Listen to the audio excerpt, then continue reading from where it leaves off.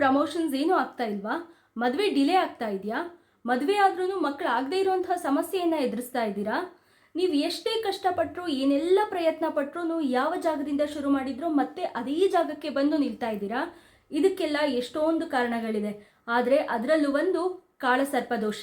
ಹಿಂದಿನ ಕಾಲದಲ್ಲಿ ಅಷ್ಟೊಂದು ಪ್ರಚಲಿತದಲ್ಲಿ ಇಲ್ಲದೆ ಇರುವಂಥದ್ದು, ಆದರೆ ಈಗಿನ ಕಾಲದಲ್ಲಿ ತುಂಬಾ ಕಡೆ ಕೇಳಿ ಬರ್ತಾ ಇರೋದು ಮದುವೆ ಆಗದೆ ಇರೋದಕ್ಕೆ, ಮದುವೆ ಆದ ನಂತರ ಆಗುವಂತಹ ಸಮಸ್ಯೆಗೆ, ಹಣಕಾಸಿನ ಸಮಸ್ಯೆಗೆ, ಆರೋಗ್ಯದ ಸಮಸ್ಯೆಗೆ, ಕೆರಿಯರ್ ಡೆವಲಪ್ಮೆಂಟ್ಗೆ, ಪ್ರತಿಯೊಂದಕ್ಕೂ ಕಾರಣ ಈ ಕಾಳಸರ್ಪದೋಷ.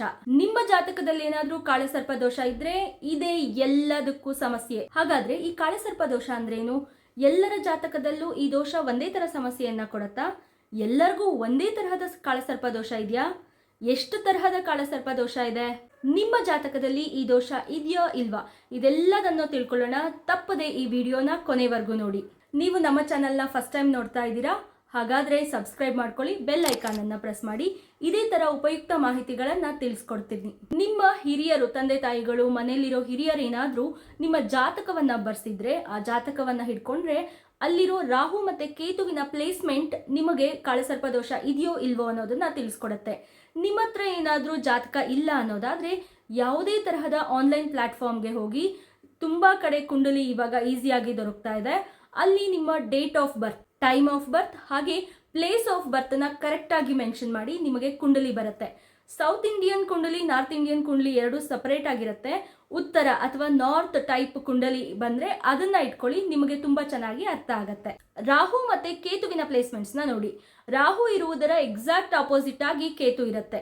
ರಾಹು ಮತ್ತೆ ಕೇತುವಿನ ಒಂದು ಕಡೆಯಲ್ಲಿ ಎಲ್ಲಾ ಗ್ರಹಗಳು ಬಂದು ಇನ್ನೊಂದು ಕಡೆ ಪೂರ್ತಿಯಾಗಿ ಖಾಲಿ ಇದ್ದಾಗ ಅದನ್ನ ಕಾಳಸರ್ಪದೋಷ ಅಂತ ಹೇಳ್ತೀವಿ. ಇನ್ನ ರಾಹು ಯಾವ ಮನೆಯಲ್ಲಿದೆ, ಕೇತು ಯಾವ ಮನೆಯಲ್ಲಿದೆ ಅನ್ನೋದನ್ನ ಸಂಬಂಧಪಟ್ಟು 12 ತರಹದ ಕಾಳಸರ್ಪದೋಷಗಳು ಇದಾವೆ.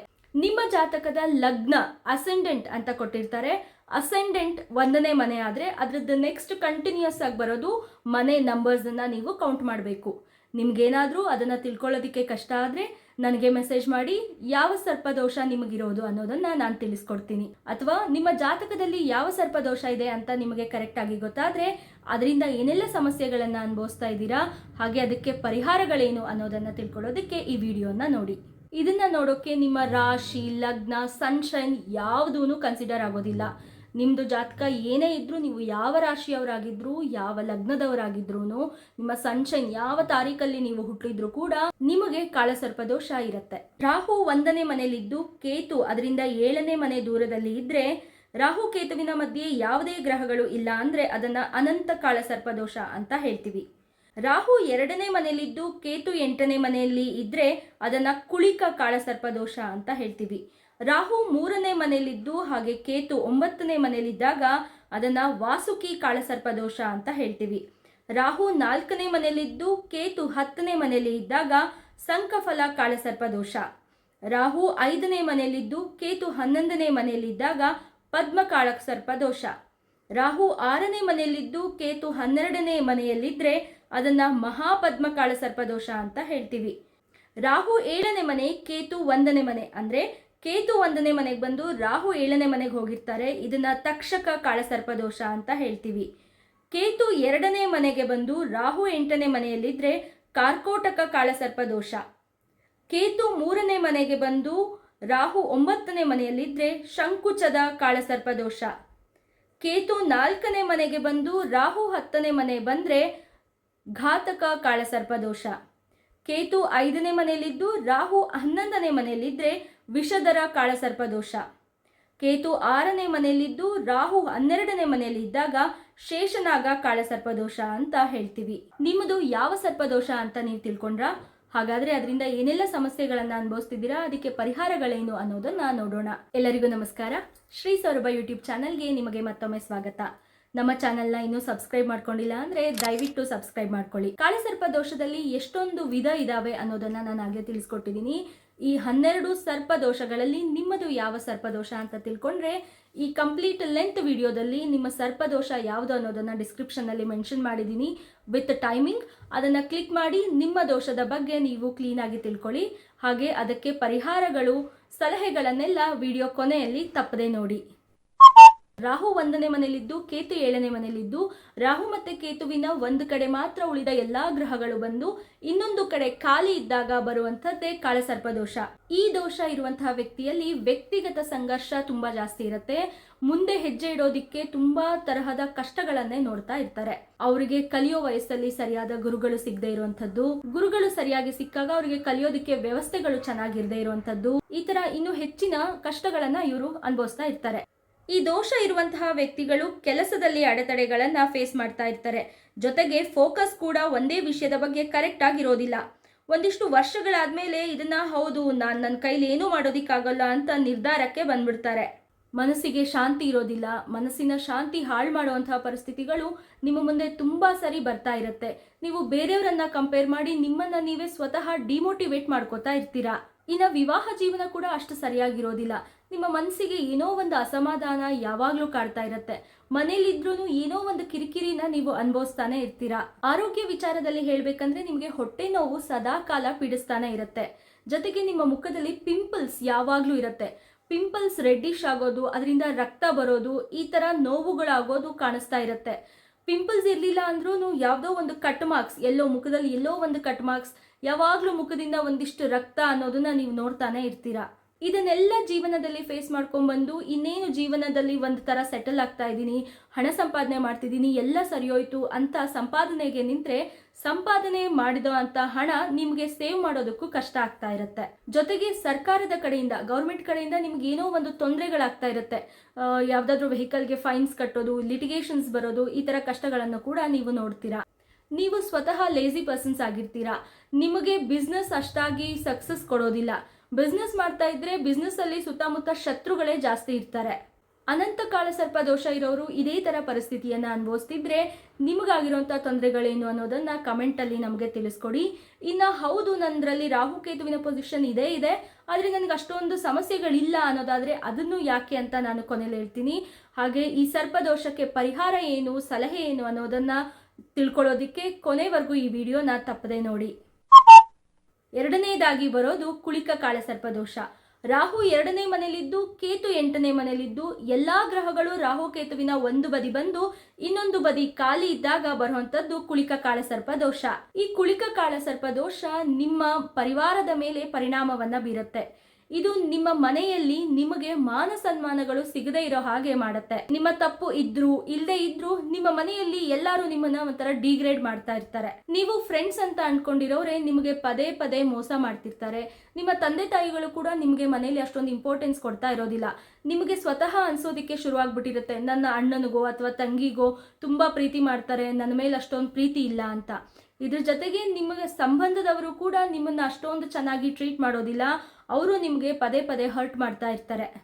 ಆರ್ಥಿಕ ಪರಿಸ್ಥಿತಿಯಲ್ಲೂ ಕೂಡ ನೀವು ಯಾವಾಗಲೂ ತೊಂದರೆಯನ್ನ ಅನುಭವಿಸ್ತಿರ್ತೀರಾ. ನಿಮ್ಮ ಖರ್ಚಿನ ಜೊತೆಗೆ ಬೇರೆಯವರ ಖರ್ಚು ಕೂಡ ನಿಮ್ಮ ಮೇಲೇನೆ ಬರ್ತಾ ಇರುತ್ತೆ. ಈ ಕಾಳಸರ್ಪ ದೋಷ ನಿಮ್ಮ ಸಂತಾನದ ವಿಚಾರದಲ್ಲೂ ಕೂಡ ತೊಂದರೆಯನ್ನ ಕೊಡುತ್ತೆ. ಸಂತಾನ ಆಗ್ತಾ ಇಲ್ಲ, ತುಂಬಾ ಡಿಲೇ ಆಗ್ತಿದೆ ಅಂತ ನೀವು ಒಂದ್ ಕಡೆಗೆ ಅನ್ಕೋತೀರಾ. ಇಲ್ಲ ನನಗೆ ಸಂತಾನ ಬೇಗ ಆಯ್ತು ಅಂತ ಅನ್ಕೊಳ್ಳೋದಾದ್ರೆ ನಿಮ್ಮ ಸಂತಾನ, ನಿಮ್ಮ ಮಕ್ಕಳು ನಿಮ್ಮ ಮಾತು ಕೇಳದೆ ಇರುವಂತ ಪರಿಸ್ಥಿತಿಯನ್ನ ಎದುರಿಸ್ತಾ ಇರ್ತೀರಾ. ಅಲ್ಲದೆ ನಿಮ್ಮ ವೃದ್ಧಾಪ್ಯದಲ್ಲೂ ಕೂಡ ಮಕ್ಕಳು ನಿಮ್ಮ ಮಾತನ್ನ ಕೇಳ್ತಾ ಇರೋದಿಲ್ಲ. ಯಾಕೆ ನನ್ನ ಮಾತೇ ಕೇಳ್ತಿಲ್ವಲ್ಲ ಅನ್ನುವಂತ ಚಿಂತೆಗೆ ಈ ಸರ್ಪದೋಷ ನಿಮ್ಮನ್ನ ತಂದು ನಿಲ್ಲಿಸ್ಬಿಡುತ್ತೆ. ಇನ್ನ ನಿಮ್ಮ ಕುಂಡಲಿಯಲ್ಲಿ ಈ ಕುಳಿಕ ಕಾಳಸರ್ಪ ದೋಷ ಇದೆ, ಆದ್ರೆ ನೀವು ಹೇಳ್ತಿರೋದೆಲ್ಲ ನಾನು ಅನುಭವಿಸ್ತಾ ಇಲ್ಲ ಅಂತ ಅನ್ನೋದಾದ್ರೆ ಅದನ್ನ ಯಾಕೆ ಅನುಭವಿಸ್ತಿಲ್ಲ, ಯಾವಾಗಿಂದ ಅನುಭವಿಸ್ತೀರಾ ಅನ್ನೋದನ್ನ ನಾನು ಕೊನೆಯಲ್ಲಿ ಹೇಳ್ತೀನಿ. ಅದಕ್ಕಾಗಿ ವಿಡಿಯೋನ ಕೊನೆವರೆಗೂ ತಪ್ಪದೆ ನೋಡಿ. ಇನ್ನ ಮುಂದಿನ ಸರ್ಪದೋಷಕ್ಕೆ ಹೋಗೋಣ. ರಾಹು 3ನೇ ಮನೆಯಲ್ಲಿ ಬಂದು ಕೇತು 9ನೇ ಮನೆಯಲ್ಲಿ ಬಂದಾಗ ಬರುವಂತದ್ದೇ ವಾಸುಕಿ ಕಾಳಸರ್ಪ ದೋಷ. ರಾಹು ಮತ್ತೆ ಕೇತುವಿನ ನಡುವೆ ಎಲ್ಲ ಗ್ರಹಗಳು ಒಂದೇ ಬದಿಯಲ್ಲಿದ್ದು ಇನ್ನೊಂದು ಬದಿಯಲ್ಲಿ ಇರಲಿಲ್ಲ ಅಂದ್ರೆ ನಿಮ್ಮ ಜಾತಕದಲ್ಲಿ, ನಿಮ್ಮ ಕುಂಡಲಿಯಲ್ಲಿ ಅಥವಾ ನಿಮಗೆ ವಾಸುಕಿ ಕಾಳಸರ್ಪ ದೋಷ ಇದೆ ಅಂತ ಅರ್ಥ. ಇದರಿಂದ ಏನೆಲ್ಲ ಪರಿಣಾಮವನ್ನ ನೀವು ಅನುಭವಿಸ್ತಿದ್ದೀರಾ ಅಂತ ನೋಡೋಣ. ನಿಮ್ಮ ಪರಿವಾರದ ಜೊತೆಗೆ, ನಿಮ್ಮ ಅಕ್ಕಪಕ್ಕ ಮನೆಯವರ ಜೊತೆಗೆ, ನಿಮ್ಮ ಸಂಬಂಧದವರ ಜೊತೆಗೆ, ನಿಮ್ಮ ಫ್ರೆಂಡ್ಸ್ ಜೊತೆಗೆ ನಿಮ್ಮ ಮಾತು ಯಾವಾಗ್ಲೂ ಒಂದು ಲಿಮಿಟ್ ಅಲ್ಲೇ ಇರುತ್ತೆ. ನೀವು ಹೆಚ್ಚಾಗಿ ಮಾತಾಡೋರಲ್ಲ. ನೀವು ಬೇರೆಯವ್ರನ್ನ ಯಾವಾಗ್ಲೂ ಮಾತಾಡ್ಸೋದಿಕ್ಕೆ ಹೋಗೋದಿಲ್ಲ. ನಿಮ್ಮದೇ ಆದಂತಹ ಪ್ರಪಂಚದಲ್ಲಿ ನೀವು ಮುಳುಗಿರ್ತೀರಾ. ಕೆಲವೊಂದು ಸಾರಿ ಇದಕ್ಕೆ ರೀಸನ್ ಅಂತ ಹೇಳೋದಾದ್ರೆ ಯಾರ ಜೊತೆಗೂ ನಿಮಗೆ ಬಾಂಡಿಂಗ್ ಚೆನ್ನಾಗಿ ಸಿಕ್ಕಿರೋದಿಲ್ಲ. ನಿಮಗೆ ತುಂಬಾ ಜನ ಮೋಸ ಮಾಡಿರ್ತಾರೆ. ಹಾಗಾಗಿ ಬೇರೆಯವ್ರದ್ದು ಯಾಕೆ ಸವಾಸ, ನನ್ನ ಪಾಡಿಗೆ ನಾನು ಇರ್ತೀನಿ ಅನ್ನೋಂತಹ ನಿರ್ಧಾರಕ್ಕೆ ನೀವು ಬಂದ್ಬಿಟ್ಟಿರ್ತೀರಾ. ಇದರಿಂದ ತುಂಬಾ ಸಾರಿ ನೀವು ಲೋನ್ಲಿ ಫೀಲ್ನ ಮಾಡ್ತಿರ್ತೀರಾ. ಜೊತೆಗೆ ನಿಮಗೆ ಗೌರ್ಮೆಂಟಿಂದ ಯಾವ ಸಹಾಯನೂ ಆಗ್ತಾ ಇರೋದಿಲ್ಲ. ಗೌರ್ಮೆಂಟ್ಗೆ ಸಂಬಂಧಪಟ್ಟಂತೆ ಏನಾದರೂ ಕಷ್ಟಗಳು ಬಂದಾಗ ನೀವು ಪದೇ ಪದೇ ಗೌರ್ಮೆಂಟ್ ಆಫೀಸ್ಗೆ ಓಡಾಡೋದನ್ನ ನೀವು ನೋಡ್ತೀರಾ. ಅವರು ನಿಮಗೆ ಬೇಕಾದಂತಹ ಸಪೋರ್ಟ್ ಅನ್ನ ಕೊಡೋದಿಲ್ಲ. ಈ ವಾಸುಕಿ ಕಾಳಸರ್ಪ ದೋಷ ಇರುವಂತವರಿಗೆ ಪೂಜೆ ಪುನಸ್ಕಾರಗಳಲ್ಲಿ, ದಾನ ಧರ್ಮಗಳಲ್ಲಿ ಅಷ್ಟಾಗಿ ನಂಬಿಕೆ ಇರೋದಿಲ್ಲ. ಜೊತೆಗೆ ನಿಮಗೆ higher officers, higher authority people ಬಗ್ಗೆ ವಿಶ್ವಾಸ ಕೂಡ ಇರೋದಿಲ್ಲ. ಇದೆಲ್ಲದರ ಜೊತೆಗೆ ನಿಮಗೆ ಒಂದು 35 ವರ್ಷ 40 ವರ್ಷ ಆದಾಗ ಮ್ಯಾಜಿಕಲ್ ಆಗಿ ನಿಮ್ಮ ಜೀವನ ಒಂದು ಹಂತಕ್ಕೆ ಬಂದು ತಲುಪತ್ತೆ. ನೀವು ಆ ಸಕ್ಸಸ್ನ ಪಡೆದಾಗ ನಿಮ್ಮನ್ನ ಮಾತಾಡಿಸ್ತಾ ಇದ್ದ ಜನರು, ನಿಮ್ಮನ್ನ ಕಂಡಮ್ ಮಾಡಿದ ಜನರೆಲ್ಲ ನಿಮ್ಮನ್ನ ಬಂದು ಮಾತಾಡ್ಸೋದಕ್ಕೆ ಶುರು ಮಾಡ್ತಾರೆ. ನೀವು ಈ ಕಷ್ಟಗಳನ್ನ ಅನುಭವಿಸ್ತಿದ್ರೆ ಇದಕ್ಕೆಲ್ಲ ಪರಿಹಾರನ ಹೇಳ್ತೀನಿ. ಕೊನೆವರೆಗೂ ಈ ವಿಡಿಯೋ ತಪ್ಪದೆ ನೋಡಿ. ಇನ್ನ ಮುಂದಿನ ಕಾಳಸರ್ಪ ದೋಷಕ್ಕೆ ಹೋಗೋಣ. ರಾಹು 4ನೇ ಮನೆಯಲ್ಲಿದ್ದು ಕೇತು 10ನೇ ಮನೆಯಲ್ಲಿದ್ದು ಉಳಿದ ಗ್ರಹಗಳು ರಾಹು ಕೇತುವಿನ ಒಂದು ಬದಿಯಲ್ಲಿ ಬಂದು ಇನ್ನೊಂದು ಬದಿ ಖಾಲಿ ಇದ್ದಾಗ ಅದನ್ನ ನಾವು ಕರೆಯುವಂಥದ್ದು ಶಂಖಪಾಲ ಕಾಳಸರ್ಪ ದೋಷ. ಪ್ರಪ್ರಥಮವಾಗಿ ಈ ಸರ್ಪದೋಷದಲ್ಲಿ ನೀವು ತಂದೆ ತಾಯಿಗಳಿಂದ ದೂರ ಇರೋದನ್ನ ನೋಡ್ತೀರಾ. ತಂದೆ ಅಥವಾ ತಾಯಿನೇ ಕೆಲಸದ ವಿಚಾರವಾಗಿ ಬೇರೆ ಊರಿಗೆ ಹೋಗಿರ್ತಾರೆ, ಅಥವಾ ನೀವೇನೆ ಓದೋ ವಿಚಾರಕ್ಕೆ ತಂದೆ ತಾಯಿಗಳಿಂದ ದೂರ ಇರ್ತೀರಾ. ಈ ತರ ಸಂದರ್ಭಗಳು ಈ ಕಾಳಸರ್ಪ ದೋಷದಲ್ಲಿ ಉಂಟಾಗತ್ತೆ. ಜೊತೆಗೆ ನಿಮಗೆ ವಾಹನದ ಸುಖ ಕಡಿಮೆ ಇರುತ್ತೆ. ಆದರೆ ಈಗಿನ ಕಾಲದಲ್ಲಿ ನಾರ್ಮಲ್ ಆಗಿ ಎಲ್ಲರ ಹತ್ರನೂ 2 ವೀಲರ್ 4 ವೀಲರ್ ಇದ್ದೇ ಇರುತ್ತೆ. ನಿಮ್ಮ ಹತ್ರನೂ ವೆಹಿಕಲ್ ಇತ್ತು, ವಾಹನ ಇತ್ತು ಅಂತ ಅನ್ನೋದಾದ್ರೆ ಅದರಿಂದ ಪದೇ ಪದೇ ತೊಂದರೆಗಳನ್ನ ನೀವು ಅನುಭವಿಸ್ತಾ ಇರ್ತೀರಾ. ಓದುವ ವಿಚಾರದಲ್ಲಿ ಹೇಳಬೇಕು ಅಂದರೆ ನಿಮ್ಮ ಶಾಲೆ ಯಾವಾಗಲೂ ಪದೇ ಪದೇ ಬದಲಾಗ್ತಾನೆ ಇರುತ್ತೆ. ನಿಮ್ಮ ಮನಸ್ಸಿಗೆ ಒಂಥರ ಕಳವಳನೂ ಇದರಿಂದ ಕಾಣಿಸುತ್ತೆ. ನಿಮ್ಮ ತಾಯಿಯ ಆರೋಗ್ಯದಲ್ಲಿ ಕೂಡ ಒಂದಲ್ಲ ಒಂದು ಸಮಸ್ಯೆ ಇರುತ್ತೆ. ತಾಯಿಯ ಆರೋಗ್ಯ ವಿಚಾರದಲ್ಲೇ ಅಥವಾ ನಿಮ್ಮ ಓದಿನ ವಿಚಾರಕ್ಕೋ ಯಾವುದೋ ಒಂದು ವಿಚಾರಕ್ಕೆ ನೀವು ಲೋನನ್ನು ಮಾಡ್ತೀರಾ. ಇದೆಲ್ಲದರಿಂದ ನಿಮ್ಮ ಮನಸ್ಸು ಒಂಥರ ಅಶಾಂತಿಯಿಂದ ಕೂಡ್ಬಿಟ್ಟಿರುತ್ತೆ. ಪ್ರಾಪರ್ಟಿ ರಿಲೇಟೆಡ್ ಇಶ್ಯೂಸ್ ಕೂಡ ನೀವು ಈ ಸರ್ಪದೋಷ ಇರುವಾಗ ನೋಡಬಹುದು. ಎಷ್ಟೊಂದು ಆಸ್ತಿ ಇದ್ರೂ ಅಂತಸ್ತಿದ್ರೂ ಅದನ್ನ ನಿಮಗೆ ಅನುಭವಿಸೋದಿಕ್ಕೆ ಆಗ್ತಾ ಇರೋದಿಲ್ಲ. ಅದನ್ನ ನೀವು ಪಡ್ಕೊಳ್ಳೋದಿಕ್ಕೆ ತುಂಬಾನೇ ಕಷ್ಟಪಡ್ತಾ ಇರ್ತೀರಾ. ಪೇರೆಂಟ್ಸ್ನ ಆರೋಗ್ಯದಲ್ಲಿ ಸಮಸ್ಯೆಗಳು, vehicle related issue, property related issue, ನಿಮ್ಮ ಮನಸ್ಸಿಗೆ ಒಂದು ಅಸಮಾಧಾನ, ಇದೆಲ್ಲದನ್ನ ಈ ಸರ್ಪದೋಷ ಇದ್ದಾಗ ನೀವು ನೋಡಬಹುದು. ಶಂಖಪಾಲ ಕಾಳಸರ್ಪದೋಷಕ್ಕೆ ಪರಿಹಾರ ಏನು ಅನ್ನೋದನ್ನ ತಿಳಿಸ್ಕೊಡ್ತೀನಿ. ಕೊನೆವರೆಗೂ ಈ ವಿಡಿಯೋನ ತಪ್ಪದೇ ನೋಡಿ. ಪದ್ಮ ಕಾಳಸರ್ಪದೋಷ. ರಾಹು 5ನೇ ಮನೆಯಲ್ಲಿದ್ದು ಕೇತು 11ನೇ ಮನೆಯಲ್ಲಿದ್ದಾಗ ಬರುವಂಥದ್ದೇ ಪದ್ಮಕಾಳ ಸರ್ಪದೋಷ. ಈ ಪದ್ಮಕಾಳ ಸರ್ಪದೋಷದಲ್ಲಿ ನೀವು 2 ಥರ ತೊಂದರೆಗಳನ್ನು ನೋಡಬಹುದು. ಮೊದಲನೇದು, ನಿಮಗೆ ಮಕ್ಕಳಾಗುವಂಥ ವಿಚಾರದಲ್ಲಿ ತೊಂದರೆ ಆಗ್ತಾ ಇರುತ್ತೆ. ನಿಮಗೆ ಡಾಕ್ಟರ್ನ ಕನ್ಸಲ್ಟ್ ಮಾಡಿದ್ಮೇಲೆ ಅಥವಾ ಆಪರೇಷನ್ಸ್ ಆದಮೇಲೆ ಮಗು ಆಗುವಂಥ ಚಾನ್ಸಸ್ ಜಾಸ್ತಿ ಇರುತ್ತೆ. ಇನ್ನೊಂದು, ವಿದ್ಯಾಭ್ಯಾಸಕ್ಕೆ ಸಂಬಂಧಪಟ್ಟಂತೆ ತೊಂದರೆಗಳನ್ನು ಅನುಭವಿಸೋದು. ನಿಮಗೆ ಬೇಕಾಗಿರುವಂತಹ ಕಾಲೇಜ್ ಸಿಗದೆ ಇರೋದು, ಬೇಕಾಗಿರುವಂತಹ ಕೋರ್ಸ್ ಸಿಗದೆ ಇರೋದು, ಈ ಥರದ್ದೆಲ್ಲದನ್ನು ನೀವು ನೋಡಬಹುದು. ಅಥವಾ ನಿಮಗೆಲ್ಲ ಸಿಕ್ತು ಅಂದಾಗ ನಿಮಗೆ ಹೋಗೋದಿಕ್ಕಾಗದೆ ಇರುವಂಥದ್ದು. ಒಟ್ಟಾರೆಯಾಗಿ ನಿಮಗೆ ವಿದ್ಯಾಭ್ಯಾಸದಲ್ಲಿ ತೊಂದರೆ ಆಗೋದನ್ನು ನೀವು ನೋಡ್ತೀರಾ.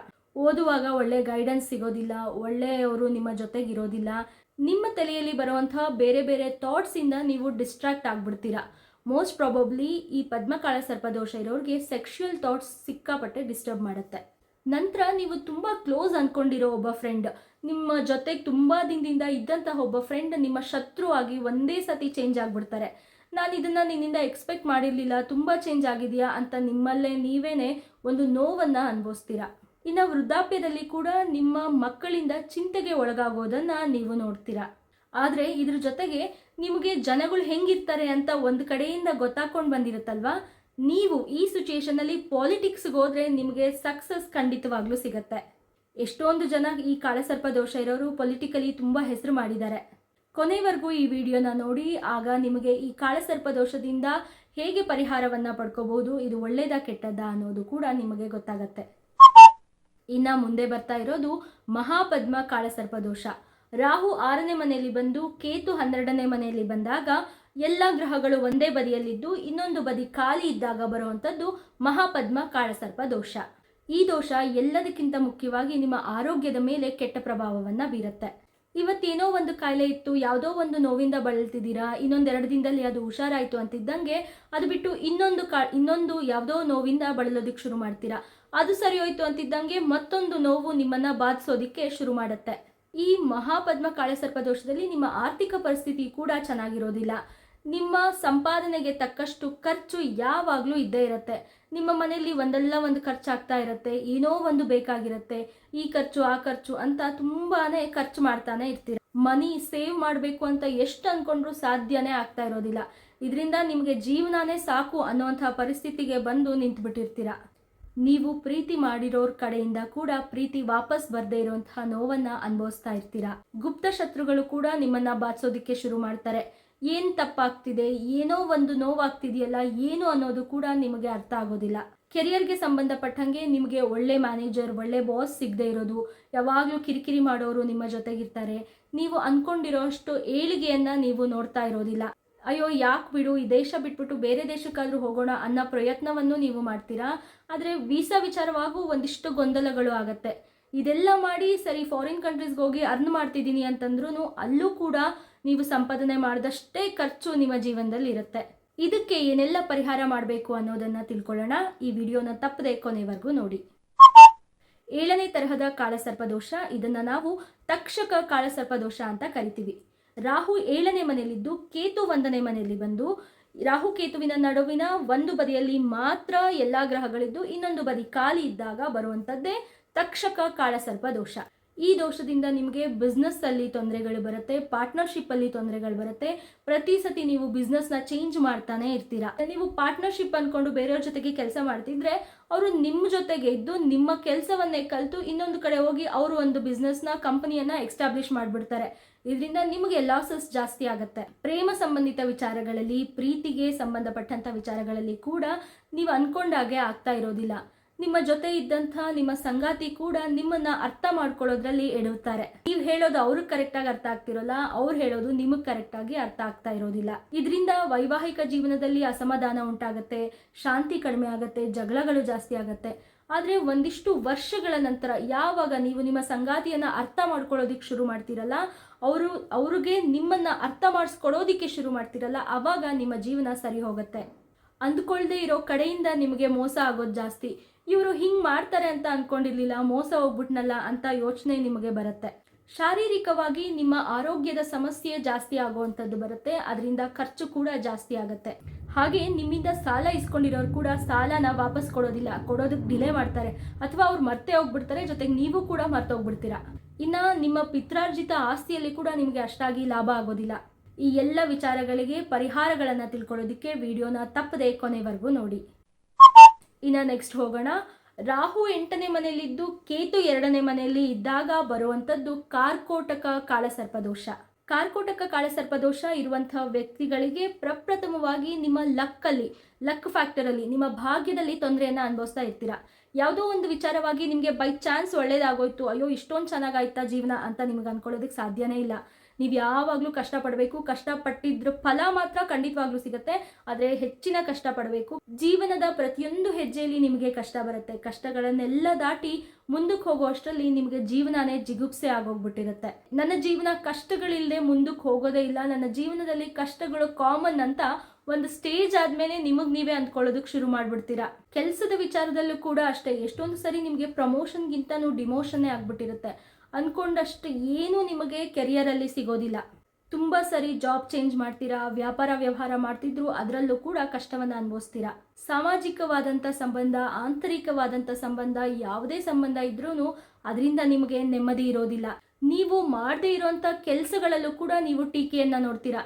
ನಿಮ್ಮದಲ್ಲದೆ ಇರುವಂಥ ಕೆಲಸಗಳಿಗೂ ಕೂಡ ನಿಮಗೆ ಕಳಂಕ ಬಂದು ಮುಟ್ಟುತ್ತೆ. ಇದೆಲ್ಲದರಿಂದ ನಿಮಗೆ ನೀವೊಬ್ಬರೇ ಇರೋದಿಕ್ಕೆ ತುಂಬಾ ಇಷ್ಟ ಆಗತ್ತೆ.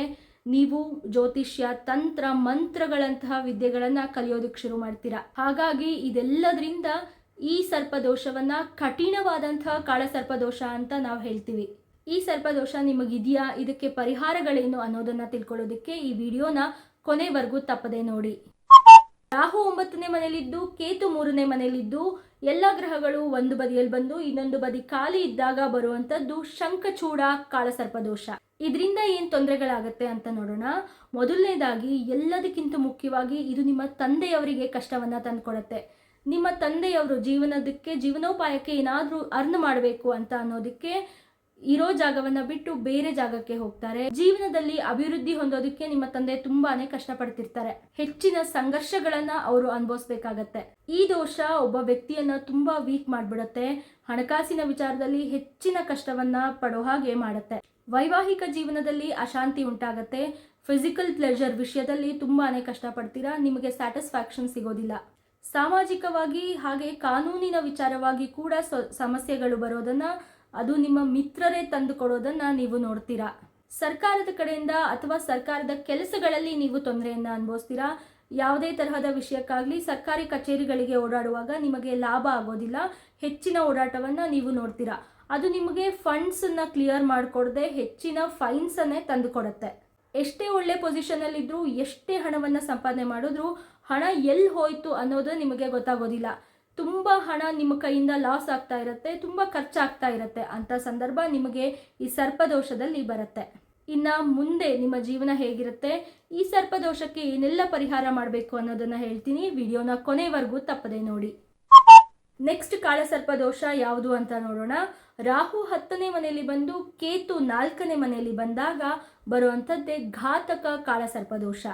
ಈ ದೋಷದಲ್ಲಿ ನೀವು ಹೆಚ್ಚಿನ ತೊಂದರೆಯನ್ನು ನಿಮ್ಮ ಕೆರಿಯರಲ್ಲಿ ನೋಡ್ತೀರಿ. ಇದರಿಂದ ನಿಮಗೆ ಒಂದೇ ಕಂಪನಿಯಲ್ಲಿ ಒಂದೇ ಕಡೆ ಕೆಲಸ ಮಾಡೋದಕ್ಕೆ ತುಂಬ ಕಷ್ಟ ಆಗುತ್ತೆ. ಪ್ರತಿ ಸರಿ 1-2-3 ವರ್ಷಕ್ಕೊಂದ್ಸತಿ ಜಾಬ್ ಚೇಂಜನ್ನು ನೀವು ಫ್ರೀಕ್ವೆಂಟ್ ಆಗಿ ಮಾಡ್ತಾ ಇರ್ತೀರಾ. ಗ್ರ್ಯಾಂಡ್ ಪೇರೆಂಟ್ಸ್ ಜೊತೆ ಇರುವಂತಹ ಸುಖವನ್ನ, ಸಂತೋಷವನ್ನ ನೀವು ಕಳ್ಕೊತೀರಾ. ನಿಮ್ಮ ಜೀವನದ ಆರಂಭದ ದಿನಗಳಲ್ಲಿ ನಿಮ್ಮ ತಂದೆಯೊಂದಿಗೆ ನಿಮಗೆ ಒಡನಾಟ ಇರೋದಿಲ್ಲ. ಒಂದು 20-30 ವರ್ಷ ಆದ್ಮೇಲಿಂದ ಅವರ ಜೊತೆಗೆ ಸಂಬಂಧ ಒಂದು ಸ್ವಲ್ಪ ಸುಧಾರಿಸುತ್ತೆ. ನೀವು ಕೂಡ ಯಾವುದೋ ಒಂದು ವಿಚಾರಕ್ಕೆ ನೀವು ಮನೆಯಿಂದ ಓದುವ ಸಮಯದಲ್ಲಿ ದೂರಾನೇ ಇರ್ತೀರಾ. ಹಾಗಾಗಿ ತಂದೆ ತಾಯಿ ಇಬ್ಬರ ಜೊತೆನೂ ನಿಮಗೆ ಒಡನಾಟ ಕಮ್ಮಿ ಆಗಿರುತ್ತೆ. ವೈವಾಹಿಕ ಜೀವನದಲ್ಲೂ ಕೂಡ ನಿಮಗೆ ಒಂದಿಷ್ಟು ತೊಂದರೆಗಳಾಗತ್ತೆ. ನಿಮಗೆ ಸಂಗಾತಿ ಸಿಗೋದನ್ನೇ ತುಂಬಾ ಲೇಟ್ ಆಗತ್ತೆ. ಅವ್ರಿಗೋಸ್ಕರ ಹುಡುಕಾಟನೇ ನೀವು ತುಂಬಾ ವರ್ಷಗಳ ಕಾಲ ಮಾಡಿರ್ತೀರಾ. ಸಂತಾನದ ಚಿಂತೆ ಕೂಡ ನಿಮ್ಮನ್ನ ಸತಾಯಿಸುತ್ತೆ. ಮದುವೆ ಲೇಟ್ ಆದಾಗ ಸಂತಾನ ಕೂಡ ಲೇಟ್ ಆಗುವಂತಹ ಚಾನ್ಸಸ್ ಇರುತ್ತೆ. ಇನ್ನು ಒಬ್ಬಂಟಿಗರಾಗಿರೋದು ನಿಮಗೆ ತುಂಬಾ ಚೆನ್ನಾಗಿ ಅನ್ಸುತ್ತೆ. ಒಬ್ಬರೇ ಇರೋದಕ್ಕೆ ಮುಂಚೆ ಸ್ವಲ್ಪ ಸ್ಟ್ರಗಲ್ ಮಾಡಿರ್ತೀರಾ. ಆದರೆ ಬರ್ತಾ ಬರ್ತಾ ಇದು ನಿಮಗೆ ಅಭ್ಯಾಸ ಆಗೋಗ್ಬಿಟ್ಟಿರುತ್ತೆ. ಆರಾಮಾಗಿ ಒಬ್ಬರೇ ಲೈಫನ್ನು ಲೀಡ್ ಮಾಡ್ತಾ ಇರ್ತೀರಾ. ನಿಮಗೆ ಸಿಗೋ ಸ್ನೇಹಿತರು ಕೂಡ ನಿಮ್ಮ ಕಷ್ಟ ಸುಖಗಳಿಗೆ ಆಗುವಂತಹ ಸ್ನೇಹಿತರು ಸಿಗೋದು ಕಷ್ಟ. ಆರೋಗ್ಯದ ವಿಚಾರದ ಬಗ್ಗೆ ಹೇಳಬೇಕಾದ್ರೆ ನಿಮ್ಮ ಹೊಟ್ಟೆಗೆ ಸಂಬಂಧಪಟ್ಟಂಥ ವಿಚಾರಗಳಲ್ಲಿ ಹಾಗೆ ಬ್ಯಾಕ್ ಬೋನ್ಗೆ ಸಂಬಂಧಪಟ್ಟ ವಿಚಾರಗಳಲ್ಲಿ ಇಶ್ಯೂಸ್ನ ನೀವು ನೋಡಬಹುದು. ಇದು ಘಾತಕ ಕಾಳಸರ್ಪದೋಷ ಇರೋರ ಬಗ್ಗೆ. ಇದಕ್ಕೆಲ್ಲ ನೀವು ಪರಿಹಾರ ಕಂಡ್ಕೋಬೇಕು ಅಂತ ಅನ್ನೋದಾದ್ರೆ ವಿಡಿಯೋನ ಕೊನೆವರೆಗೂ ತಪ್ಪದೆ ನೋಡಿ. ಇನ್ನು 11ನೇ ತರದ ಕಾಳಸರ್ಪದೋಷ. ರಾಹು 11ನೇ ಮನೆಯಲ್ಲಿ ಇದ್ದು ಕೇತು 5ನೇ ಮನೆಯಲ್ಲಿ ಇದ್ದಾಗ ಬರುವಂಥದ್ದೇ ವಿಷಧರ ಕಾಳಸರ್ಪದೋಷ. ಇದು ಏನೆಲ್ಲ ತೊಂದರೆಗಳನ್ನ ಕೊಡುತ್ತೆ ಅನ್ನೋದನ್ನ ನೋಡೋಣ. ನಿಮ್ಮ ಆಸೆಗಳನ್ನ, ಅನಿಸಿಕೆಗಳನ್ನ, ಡಿಸೈರ್ಸ್ನ ಪೂರ್ತಿ ಮಾಡೋದಿಕ್ಕೆ ಈ ಸರ್ಪದೋಷ ಬಿಡೋದಿಲ್ಲ. ಅದು ಮೆಟೀರಿಯಲಿಸ್ಟಿಕ್ ಥಿಂಗ್ಸೇ ಆಗಿರಬಹುದು ಅಥವಾ ವ್ಯಕ್ತಿಗತ ವಿಚಾರಗಳೇ ಆಗಿರಬಹುದು. ನೀವು ಇಷ್ಟಪಟ್ಟಿದ್ದು ನಿಮ್ಮಿಂದ ದೂರಾನೇ ಹೋಗ್ತಾ ಇರುತ್ತೆ. ನೀವು ಎಷ್ಟೇ ಲಾಭದ ದೃಷ್ಟಿಕೋನದಿಂದ ಕೆಲಸವನ್ನ ಮಾಡಿದ್ರೂ ನೀವು ಅನ್ಕೊಂಡಷ್ಟು ಲಾಭವನ್ನ ಪಡೆಯೋದಿಕ್ಕೆ ಸೋಲ್ತೀರಾ. ನಿಮ್ಮ ಸ್ಥಾನದ ಬದಲಾವಣೆ ತುಂಬಾ ಸರಿಯಾಗತ್ತೆ. ಕಾರಣ ಏನೇ ಇರ್ಬೋದು, ಆದರೆ ನೀವು ಒಂದು ಜಾಗದಿಂದ ಇನ್ನೊಂದು ಜಾಗಕ್ಕೆ ಪದೇ ಹೋಗ್ತಾನೆ ಇರ್ತೀರಾ.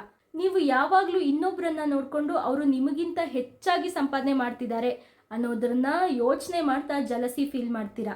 ಇದರಿಂದ ನಿಮ್ಮ ಜೀವನ ಎಷ್ಟು ಸರಿಯಾಗತ್ತೆ, ನಿಮ್ಮ ಜೀವನದ ತೊಂದರೆಗಳನ್ನು ಹೇಗೆ ಪರಿಹಾರ ಮಾಡ್ಕೋಬೇಕು, ಇದೆಲ್ಲದನ್ನ ತಿಳಿಸ್ಕೊಡ್ತೀನಿ. ವಿಡಿಯೋನ ತಪ್ಪದೆ ಕೊನೆವರೆಗೂ ನೋಡಿ.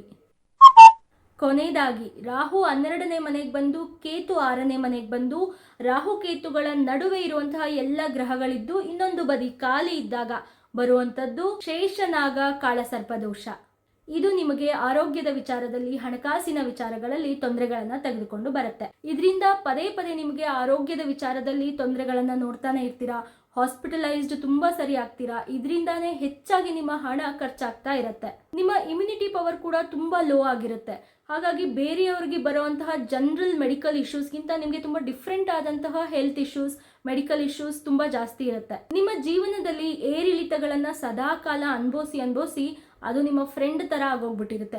ಅಯ್ಯೋ ಹೌದು, ನಾನು ಏನು ಮಾಡಿದ್ರು ಕಷ್ಟಗಳಿದ್ದಿದ್ದೆ, ಅದನ್ನ ದಾಟ್ಕೊಂಡು ಹೆಂಗೋ ಮುಂದಕ್ಕೆ ಹೋಗೋಣ, ಅದನ್ನ ಅನುಭವಿಸ್ತಾ ಇರೋಣ ಅನ್ನೋಂಥ ಪರಿಸ್ಥಿತಿಗೆ ನೀವು ಬಂದ್ಬಿಟ್ಟಿರ್ತೀರಾ. ನೀವು ಇರುವಂತಹ ಸ್ಥಾನದ ಬದಲಾವಣೆ, ಲೊಕೇಶನ್ ಚೇಂಜ್ ಕೂಡ ಪದೇ ಆಗ್ತಾ ಇರುತ್ತೆ.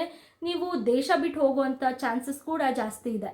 ನೀವು ವಿದೇಶಕ್ಕೆ ಹೋದ್ರೂ ಕೂಡ, ಫಾರಿನ್ ಕಂಟ್ರೀಸಿಗೆ ಹೋದ್ರೂ ಕೂಡ ನಿಮ್ಮ ಕೆರಿಯರ್ ಅದೇ ಸ್ಟೇಜಲ್ಲೇ ಇರುತ್ತೆ ಹೊರತಾಗಿ ಸಡನ್ನಾಗಿ ಏನೋ ಚೇಂಜ್ ಆಗಿಬಿಟ್ಟೆ, ನನ್ನ ಗ್ರಾಫ್ ರೈಸ್ ಆಗೋಯ್ತು ಅನ್ನೋಂಥದ್ದನ್ನೆಲ್ಲ ನೀವು ನೋಡೋದಿಲ್ಲ. ಜೊತೆಗೆ ನಿಮ್ಮ ವಿಷಯ ಎಷ್ಟಿದೆ ಅದನ್ನು ಮಾತ್ರ ನೀವು ನೋಡ್ಕೊಂಡಿರಿ. ಬೇರೆ ವಿಚಾರಗಳಿಗೆ, ಬೇರೆಯವರ ವಿಚಾರಗಳಿಗೆ ತಲೆ ಹಾಕಿದಾಗ ಅದರಿಂದ ನಿಮಗೆ ಕಳಂಕ ಬರೋದು, ವಾದ ವಿವಾದಗಳು ಜಾಸ್ತಿ ಆಗೋದು ಕೂಡ ಆಗತ್ತೆ. ಕೋರ್ಟ್ ಕೇಸಸ್, ಲಿಟಿಗೇಷನ್ಸ್ ಏನಾದರೂ ಇದ್ದರೆ ಅದ್ರ ಬಗ್ಗೆ ಹೆಚ್ಚಿನ ಗಮನವನ್ನು ಕೊಡಿ. ಆದಷ್ಟು ಬೇಗ ಅದನ್ನು ಕ್ಲಿಯರ್ ಮಾಡ್ಕೊಳ್ಳೋದ್ರ ಕಡೆಗೇನೆ ಫೋಕಸ್ ಮಾಡಿ. ಇದು 12 ಕಾಳಸರ್ಪದೋಷಗಳಲ್ಲಿ ಕೊನೆಯ ಕಾಳಸರ್ಪದೋಷ. ಇನ್ನು ಇದಕ್ಕೆ ಪರಿಹಾರಗಳನ್ನು ಏನು ಮಾಡಬೇಕು ಅನ್ನೋದನ್ನ ವಿಡಿಯೋ ಕೊನೆಯಲ್ಲಿ ತಪ್ಪದೇ ನೋಡಿ. ಸಾಮಾನ್ಯವಾಗಿ ಎಲ್ಲ 12 ಕಾಳಸರ್ಪದೋಷಗಳಲ್ಲಿ ನಮಗೆ ನೋಡೋದಿಕ್ಕೆ ಸಿಕ್ಕಿದ್ದು ಹಣಕಾಸಿನ ವಿಚಾರದಲ್ಲಿ ತೊಂದರೆ, ಆರೋಗ್ಯಕ್ಕೆ ಸಂಬಂಧಪಟ್ಟಂತ ತೊಂದರೆ, ರಿಲೇಶನ್ಶಿಪ್ ಇಶ್ಯೂಸ್, ಫ್ಯಾಮಿಲಿ ಇಶ್ಯೂಸ್. ಇದೆಲ್ಲದರಿಂದ ನೀವು ತೊಂದರೆಗಳನ್ನು ಅನುಭವಿಸ್ತಿರೋದು, ಕಷ್ಟಕ್ಕೆ ಗುರಿಯಾಗಿರೋದನ್ನ ನಾವು ನೋಡ್ತಿದ್ದೀವಿ. ಆದರೆ ಈ 12ರಲ್ಲಿ ಕೆಲವೊಂದು ಕಾಳಸರ್ಪದೋಷ ನಿಮಗೆ ತೊಂದರೆಯನ್ನ ಕೊಡೋದಿಲ್ಲ. ಯಾವ ಸಂದರ್ಭದಲ್ಲಿ ತೊಂದರೆ ಕೊಡೋದಿಲ್ಲ ಅಂತ ನೋಡೋಣ. ನಿಮ್ಮ ಜಾತಕದಲ್ಲಿ ರಾಹು ಏನಾದರೂ 2ನೇ ಮನೆಯಲ್ಲಿ, 3ನೇ ಮನೆಯಲ್ಲಿ, 6ನೇ ಮನೆಯಲ್ಲಿ ಹಾಗೆ 7ನೇ ಮನೆಯಲ್ಲಿ ಇದ್ದರೆ ಅದರಿಂದ ನಿಮಗೆ ಯಾವ ತೊಂದರೆನೂ ಆಗಲ್ಲ. ನಿಮಗೆ ಬಂದಿರೋ ತೊಂದರೆ ಸಮಸ್ಯೆಗಳಲ್ಲಿ 20% ಮಾತ್ರ ನೀವು ಫೇಸ್ ಮಾಡೋದಕ್ಕೆ ನೋಡ್ತೀರಾ. ಇದನ್ನ ಹೊರತುಪಡಿಸಿ ಈ ದೋಷ ನಿಮ್ಮನ್ನ ಒಂದು ಉನ್ನತ ವ್ಯಕ್ತಿಯನ್ನಾಗಿ ಮಾಡಿಸುತ್ತೆ. ಈ ದೋಷ ನಿಮ್ಮ ಜೀವನದಲ್ಲಿ ನಾಲೆಡ್ಜ್ನ, ಇಂಟೆಲಿಜೆನ್ಸ್ನ ಜಾಸ್ತಿ ಮಾಡುತ್ತೆ. ಇದನ್ನ ಜಾಸ್ತಿ ಆದಾಗ ನಿಮಗೆ ಬೇಕಾಗಿರುವಂತಹ ಎಲ್ಲ ವಿಷಯಗಳಲ್ಲಿ, ಎಲ್ಲ ಸಂಗತಿಗಳಲ್ಲಿ ನೀವು ಒಂದು ಅಚೀವ್ಮೆಂಟನ್ನು ಮಾಡಬಹುದು. ಕಾಳಸರ್ಪ ದೋಷ ಇರುವಂತಹ ಎಷ್ಟೋ ಸೆಲೆಬ್ರಿಟಿಗಳು ಸಕ್ಸಸ್ನ ಪಡೆದಿದ್ದಾರೆ. ಈ ವಿಡಿಯೋ ನೋಡಿದ್ಮೇಲೆ ಅಯ್ಯೋ ನನ್ನ ಜೀವನದಲ್ಲಿ ಇಷ್ಟೊಂದೆಲ್ಲ ಸಮಸ್ಯೆ ಇದೆಯಾ ಅಂತ ಹೆದರ್ಕೊಂಡು ಕೂತ್ಕೊಳ್ಳೋದಕ್ಕೆ ಹೋಗಬೇಡಿ. ನಿಮ್ಮ ಜೀವನಕ್ಕೆ ಸಮಸ್ಯೆ ಯಾಕಿದೆ ಅನ್ನೋದಕ್ಕೆ ಕಾರಣ ನಿಮಗೆ ಸಿಕ್ಕಿದೆ. ಆ ಕಾರಣಕ್ಕೆ ನೀವು ಏನು ಪರಿಹಾರ ಮಾಡಬೇಕು ಅನ್ನೋದನ್ನು ಕೂಡ ನಾನು ಹೇಳ್ಕೊಡ್ತೀನಿ. ಅದನ್ನ ತಪ್ಪದೇ ಮಾಡಿ. ಈ ಪರಿಹಾರಗಳನ್ನ ಮಾಡಿದಾಗ ಈ ಎಲ್ಲ ಕಷ್ಟಗಳನ್ನ ಹೆದರಿಸಿ ನಿಲ್ಲುವಂತಹ ಶಕ್ತಿ ನಿಮ್ಮಲ್ಲಿ ಬರುತ್ತೆ. ಎಲ್ಲ ಜನರಂತೆಯೇ ಉನ್ನತವಾದ ಸ್ಥಾನಕ್ಕೆ ನೀವು ರೀಚ್ ಆಗ್ತೀರಾ. ಅದಕ್ಕೆ ನಿಮಗೆ ಶಕ್ತಿ, ಸ್ಟ್ರೆಂತ್ ಕೂಡ ಸಿಗತ್ತೆ. ಹಾಗಾದ್ರೆ ಏನ್ ಮಾಡಬೇಕು ಅಂತ ನೋಡೋಣ. ಈ ಸರ್ಪದೋಷಗಳಿಗೆ ಎಲ್ಲದಕ್ಕಿಂತ ಮುಂಚೆ ನೀವು ಆ ಮಹಾದೇವ ಶಿವನಲ್ಲಿ ಭಕ್ತಿಯನ್ನ ಇಡಬೇಕು, ಅವನಿಗೆ ಶರಣಾಗಬೇಕು. ಸರ್ಪವನ್ನೇ ಹಾರವನ್ನಾಗಿ ಮಾಡ್ಕೊಂಡಿರುವಂತಹ ಆ ಮಹಾದೇವ ಶಿವನಲ್ಲಿ ನೀವು ಭಕ್ತಿಯನ್ನ ಇಟ್ಟಾಗ, ಪೂಜೆ ಪುನಸ್ಕಾರಗಳನ್ನ ಮಾಡಿದಾಗ ಯಾವ ಸರ್ಪದೋಷನೂ ನಿಮ್ಮಿಂದ ಏನು ಕಿತ್ಕೊಳ್ಳೋದಿಕ್ಕಾಗೋದಿಲ್ಲ. ಶಿವನಿಗೆ ಸಂಬಂಧಪಟ್ಟಂತ ದೇವಾಲಯಗಳಿಗೆ ಪದೇ ಪದೇ ವಿಸಿಟ್ ಮಾಡ್ತಾನೆ ಇರಿ. ಶಿವನಿಗೆ ಜಲವನ್ನ ಅರ್ಪಿಸಿ. ನಿಮಗೆ ಕಷ್ಟ ಅಂತ ಅನಿಸಿದಾಗ, ನೋವಾದಾಗ, ನೆನಪಾದಾಗ ಎಲ್ಲ ಸಮಯದಲ್ಲೂ ಓಂ ನಮ ಶಿವಾಯ ಅನ್ನುವಂತಹ ಮಂತ್ರವನ್ನ ಪಠಣೆ ಮಾಡಿ. ಹಾಗೇನೆ ವರ್ಷಕ್ಕೊಂದ್ಸತಿ ಬರುವಂತಹ ಶ್ರಾವಣ ಮಾಸದಲ್ಲಿ, ಶಿವನಿಗೋಸ್ಕರನೇ ಇರುವಂತಹ ಶ್ರಾವಣ ಮಾಸದಲ್ಲಿ ಒಂದು ವ್ರತವನ್ನ ಮಾಡಿ. ಪ್ರತಿ ವರ್ಷ ತಪ್ಪದೆ ಶಿವನಿಗೆ ರುದ್ರಾಭಿಷೇಕವನ್ನ ಮಾಡಿಸಿ.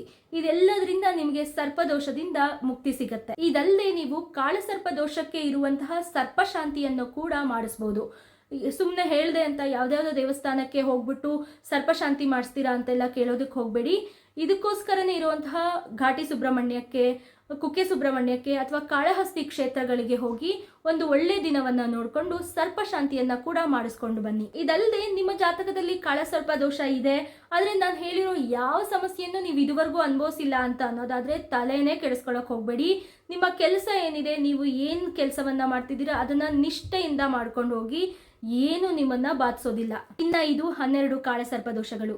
ಈ ಸರ್ಪದೋಷಗಳಲ್ಲಿ ಏನೆಲ್ಲ ಸಮಸ್ಯೆಗಳನ್ನ ನೀವು ಎದುರಿಸ್ತೀರಾ, ಅದಕ್ಕೆ ಪರಿಹಾರಗಳೇನು, ಸಮಸ್ಯೆಗಳನ್ನ ದಾಟಿ ಹೇಗೆ ಮುಂದೆ ಹೋಗಬೇಕು ಅಂತ ಎಲ್ಲವನ್ನ ಹೇಳೋ ಪ್ರಯತ್ನವನ್ನ ಮಾಡಿದ್ದೀನಿ. ಈ ಪ್ರಯತ್ನ ನಿಮ್ಗೇನಾದ್ರೂ ಇಷ್ಟ ಆಗಿದ್ರೆ ಈ ವಿಡಿಯೋಗೆ ಒಂದು ಕಮೆಂಟ್ ಮಾಡಿ ನಿಮ್ಮ ಅನಿಸಿಕೆ ಏನಿದೆ, ಅಭಿಪ್ರಾಯ ಏನಿದೆ ಅನ್ನೋದನ್ನ ನನಗೆ ತಿಳಿಸ್ಕೊಡಿ.